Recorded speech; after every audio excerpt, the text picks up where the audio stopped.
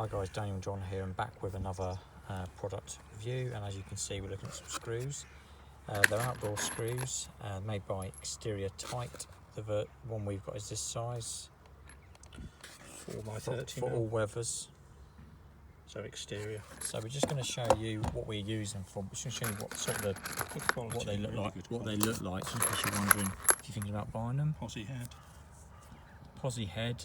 I think you can get them in different heads. I don't know how many are in this pack. 200. 200 of them. So they're ideal for. There's a product code. These are projects outside. 30mm by 4mm. P22 Posse. Yeah, just in case you need it. Yeah. We got these from Screwfix, and it says it's basically for outdoor hardware. So they're suitable for gates and There you things go, like it's got that. a thing on there. Even got a QR code you can scan off the video. Yeah. And we'll just show you what we're using. So we're putting up the guttering. This is about screws, but if you're putting your brackets up in your guttering, turn it and back. That's the easiest way to do it. So they go in nice with a drill driver. They shouldn't rust. And hopefully this video is helpful to anybody who's thinking about buying these screws. Thanks for watching.